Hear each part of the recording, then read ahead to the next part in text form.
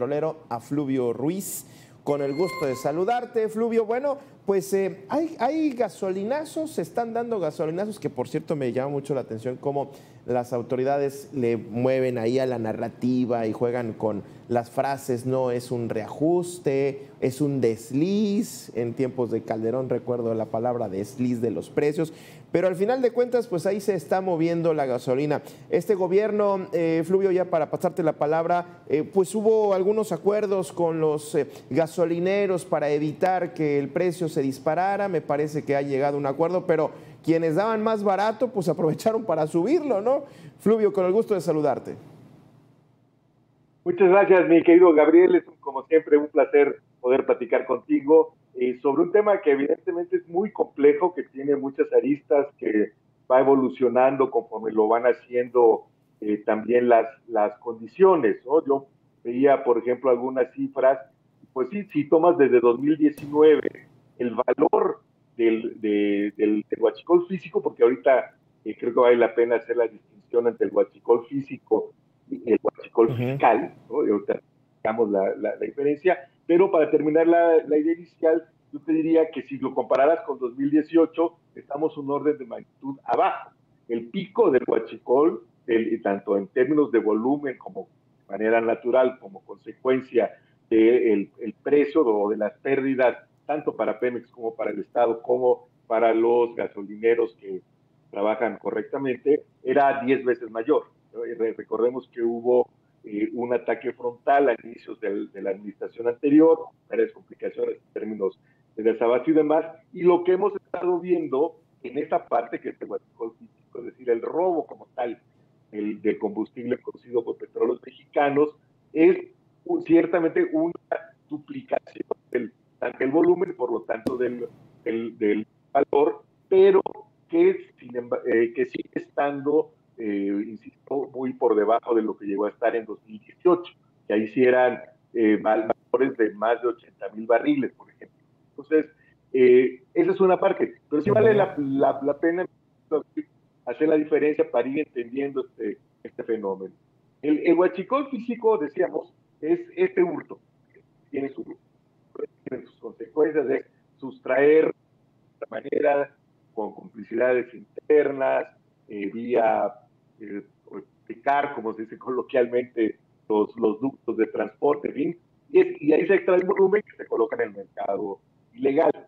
El más grave es el huachicol, es justo el que decía la nota que presentó nuestro diálogo.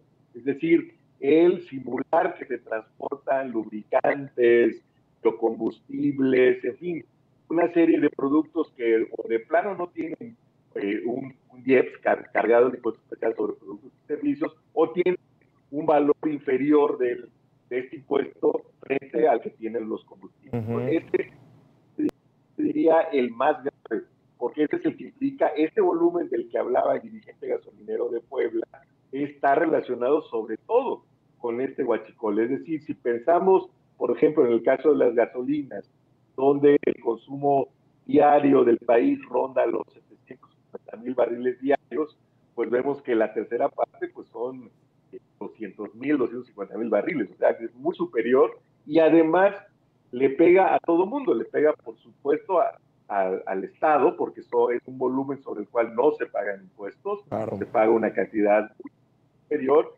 le pega por supuesto a petróleos mexicanos y le pega a los importadores, a quienes importan en toda legalidad este consumo. Entonces, ese es, digamos, el primer elemento que tenemos que considerar, esta diferenciación, y sobre todo que este huachicol fiscal, que se basa además, o se refuerza, sino otra componente, que es el IVA reducido en la frontera norte.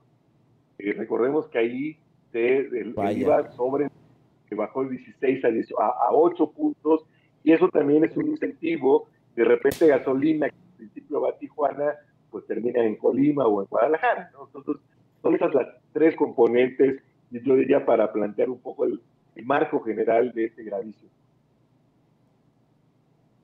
Qué interesante lo que estás planteando. Oye, fíjate que ayer justamente platicaba de otro tipo de delito, que es la extorsión.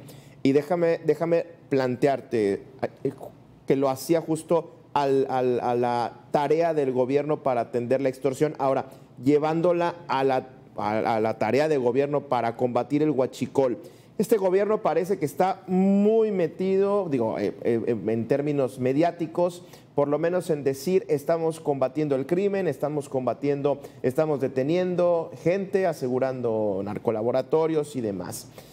No sé, desde tu perspectiva, hablando del huachicol, hablando de las estrategias del combate al huachicol, no sé si con todo esto que están tan metidos en la cuestión de los homicidios, de las estrategias de seguridad, de los cárteles, no sé dónde está quedando ahora el combate al huachicol. Y ahora que lo sumas, el huachicol fiscal, que esto a mí se me hace muy complejo, como toda una maraña de facturas y engaños que se pueden hacer a través simplemente de papelería, de oficios, facturas, permisos y demás. Es decir, ¿el gobierno sí está metido en el combate al huachicol o está distraído pues en los asuntos que le pegan de alto impacto, como el homicidio de la Ciudad de México, Fluvio? Mira, yo pienso que sí, me parece que hay indicios, por supuesto es una red y ahorita voy a agregarle grados de complejidad en lo que voy a decir para que veamos la dimensión. Sin duda hay una fuerte voluntad, lo hemos visto. Yo diría, hay que replantear de todas maneras los esquemas en lo que es el huachicol físico. Como decía, estamos hablando de un fenómeno que es 10 veces menor que al final del sexenio de Peña Nieto, pero que ha venido incrementándose. Entonces, pareciera que ahí de lo que se trata es de revisar las estrategias específicas para ese combate. En el caso del huachicol fiscal, bueno, hemos visto que ya se han detenido buques enteros, que evidentemente habían pasado de manera fraudulenta en el país. Y ahí hay un elemento que yo esperaría que pronto se diera, y es dónde se entera al gobierno el pago del impuesto especial sobre productos y servicios, el IEP, ¿no? Porque en el caso de la importación, se realiza en las fronteras. Creo que debemos regresar al esquema de hacerlo en las gasolineras, que son mucho más controlables, ¿no? Se podría decir que es más complejo, pero la verdad es que pues, están ahí, todo el mundo sabe quiénes son los dueños, ellas tienen la obligación desde hace ya algunos años de reportar diariamente volúmenes, precios, montos totales de ventas. En fin, hay un control mucho más estricto en las gasolineras. Creo que valdría la pena regresar a ello. El otro elemento de política pública. Me parece que no tiene mucho sentido seguir buscando la reducción de los precios en la frontera vía la reducción del IVA. Y además, la causalidad es un poco inversa a lo que decía la nota. En realidad, estos esquemas de poner fijos los precios, como bien decías, provocan rentas extraordinarias, pensando simplemente en que venden legalmente. Yo te puedo decir, yo soy de Coatzacoalcos, mi pueblo pues está a 14 kilómetros de la refinería de Minatitlán, evidentemente el costo de logística es menor, es muy bajo, y ahí se podría vender incluso menos. Pero también el hecho de poner un precio bajo en zonas donde la logística es cara, propicia este fenómeno desde el huachicol fiscal e incluso del físico, porque se puede ahí vender precios menores. Entonces, creo que esa es la parte de política pública y ya en términos lo más amplios, revisar los subsidios a los jóvenes. Fluvio Ruiz, muchísimas gracias por haber estado con nosotros, muy interesante, qué complejo está este tema. Y bueno, pues como bien decías, esa maraña, ¿no? Ese entramado que pueda existir. Fluvio, muchísimas gracias. Nosotros nos vamos a una breve pausa y regresamos con más.